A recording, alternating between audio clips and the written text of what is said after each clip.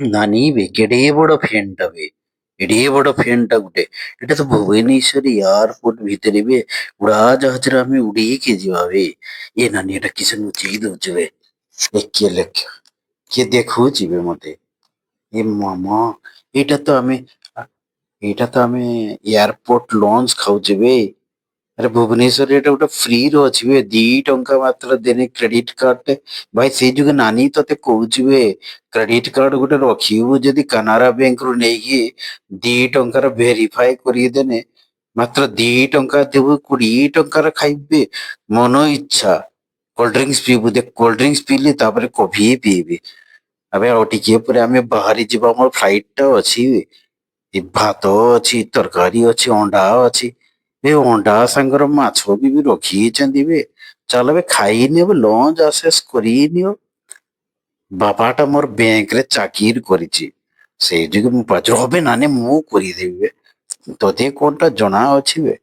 କିସ କରିମି କହନି ଖାଇସାଇଲା ପରେ ମତେ ଭଲ ଲାଗୁ ଦେଖିଆ ସିଆଡେ ଟିକେ ବୁଲି ଆସେ। ଏଟା କିଏ ବେ ମୋହନ ମାଝି ଆମର ମୁଖ୍ୟମନ୍ତ୍ରୀ ବେ। ଦେଖିବା ଏଇଟା କଣ ସ୍କିମ ଅଛି। ଏଇ ମତେ ତମ ପୁଅ କରିବ ନା ବେ। ଏସ୍ ଦେଖିଆ ମୁଁ ଟିକେ ପୁଷ ଦେଇଦେଇ ଏ ନାନୀ ଟିକେ ଉଠିଯା ଏ ପୁଲିସ ବାବୁ ଉଠି ଯା ବେଶ। ଏ ଲୋକ ଗୁଡାକ ମତେ ଦଉନାହାନ୍ତି ଫଟୋ ଉଠେଇତେ। ଆଜି ଆମେ ଟିକେ ଆଣ୍ଡାମାନ ଯିବା ଯେ ଆଣ୍ଡାମାନ ବୁଲିତେ ଯିବା 5 ଦିନ ପାଇଁ। ସେଇ ଯୋଗୁ ଭୁବନେଶ୍ଵର ଏୟାରପୋର୍ଟ ରେ 1 କୋଟିରୁ ଉର୍ଦ୍ଧ୍ବ ପରିବାରରେ ଏଇ ଜିନିଷ ଗୁଡାକୁ ପାଇଛନ୍ତି ବି। ଆମର ବି ଗୋଟେ ଇନ୍ସୁରାନ୍ସ କରିଦବା ହେଲ୍ଥ ଇନ୍ସୁରାନ୍ସ ୟେସ। ମୁଁ ଟିକେ ଡ୍ୟାନ୍ସ କରି ଏବେ ଏଇ ଏରୋଡ୍ରମ ଫିଲ୍ଡ ଭିତରେ ବସ୍ କଣ ଯାଉଛି? ଏ ନାନୀ ଏ ମୋର ବାପା ଟା କି କହନା ମତେ ଗୋଟେ କୋଲ୍ଡଡ୍ରିଙ୍କସ କିଣିକି ଦବ। ସବୁ ବସିଛ ଯେ ଶୁଣୁନ ବେ। ଆଉ ମୁଁ ଶୁଣିବି ନାନୀ ଏ ନାନୀ ତୁ କହୁଛୁ ନାନୀ ବେ ନାନୀ ବି ଟିକେ ହସି ଦେବେ ଏଇ ଚାଲନା ବେ ଏଇଠି ଗୋଟେ ଖାଇବା ବର୍ଗର ପିଜ୍ଜା ଖାଇବା ବେ। ତୁ କିଠି କରୁଛୁ ବେ ଇସ। ଓଡିଶାର ମୁଖ୍ୟମନ୍ତ୍ରୀ ଦେଶର ପ୍ରଧାନମନ୍ତ୍ରୀ ଟା ତ ସାଙ୍ଗ ବେ ଯାଇକି ଠିଆ ହେଇଗଲୁ। ଆ ଏଇଦିକେ ବୁଲି ଯିବା ଏଇ ଦେଖିବା ଏଇ ପାଉରୁଟି ଦିଟା କଣ ଯୋଡିକି କରିଛନ୍ତି ସାଣ୍ଡୱିଚ ଟା ନୁହେଁ। ଏ ବାପରେ 400 ଟଙ୍କା ଗୋଟିଏ ସାଣ୍ଡୱିଚ। ଆମର ଭାଇ ଖାଇବାନି ତୁ ରଖିଦେ ନା ବାସି ଜିନିଷ ଗୁଡାକ ଦଉଛୁ ଯେ। ସ୍ପ୍ରାଇଟ ଗୋଟେ 30 ଟଙ୍କାର ବାହାରେ ମିଳୁଛି ଇଏ 100 ଟଙ୍କା ବେ।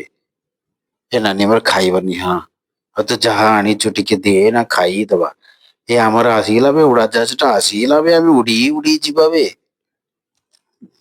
ଏଇ ଆସିଗଲା ନାଲିଆ ଜାହାଜଟାରେ ଆମେ ଯିବା।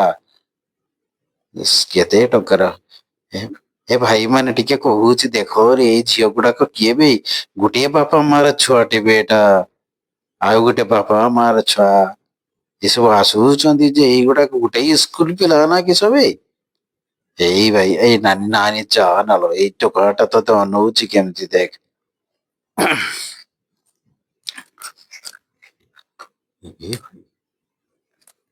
ଏ ଭାଇ ସମସ୍ତେ ଲାଇନରେ ଠିଆ ହେଲେରେ ଆମର ଉଡାଜାହାଜ ଟା ଆସିଗଲା ଆମେ ଯିବା।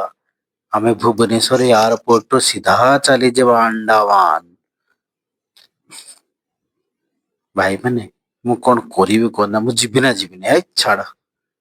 ଭିକ୍ଟ୍ରି ଗୋଟେ ଗୋଡ ଜିତି ଦେଇଛି ବେ ପଛରେ ଛିଡା ହେଇଛି ମୁଁ ଗୋଡ ଜିତି ଯାଇଛି। ହେଇ ମା ଆମର ଟିକେଟ ଟା କାଟି ଦେଇଛୁ ନା। ଚାଲ ବେ ଏଇଟା ଆହୁରି ୱାନ୍ ଟୁ ଉଡାଜାହାଜ ଥ୍ରୀ ଭିତରେ ବସିବା ଆହୁରି କେତେ ଜିନିଷ ଦେଖେଇବି। ଏ ନାନୀ ଫଟୋ ଉଠଉଛି ଦେଖ ଇସ୍ ମତେ ନିଦ ମାଡୁଛି। ଆମେ ଆସିକି ପହଞ୍ଚି ଗଲେ ବେ। ତାର ଭିତରେ ଉଡାଜାହାଜ ଭିତରେ ଏରୋପ୍ଲେନ ଟେ ଏମିତିକା ଚେୟାର ଭିତରେ ବସିବି ଛୋଟ ଚେୟାର ବେ। ଚାଲ ବେ ବସି ଯିବା ଏ ନାନୀ ଆଗକୁ ଚାଲ ଆମେ ବସିକି ଗଲେ। ଏଠି କଣ ବୁଝଉଛି ଆମ ଟିକେଟ ଟା ବାପା ମୁଁ ଶୋଇ ପଡୁଛି ବେ ମତେ ନିଦ ମାଡିଲାଣି। ଡିଷ୍ଟର୍ବ କରନି ବେ। ଇସ୍ କେତେ ପ୍ଲେନ ଧୂଆଁ ବାହାରୁଛି ବେ। ଏ ଭାଇ କିସ ପାଠ ପଢୁଛୁ ବେ ଏ ଦିଦି ବେ। ନାନୀ ବେ ଦେଖୁନୁ ବେ ବାହାରେ କେତେ ଆମ ଉଡାଜାହାଜ ଉଡିଲାଣି ବେ ଆକାଶର। ଇସ୍ ଖାଲି ତ ଘୁରେଇ ଦଉଛି ଚକର ଖାଉଛି ବେ। ମୁଣ୍ଡ ଟା ଚକର ଖାଉଛି ଦେଖ ନା ଟିକେ ବାହାରେ ଦେଖ ନା।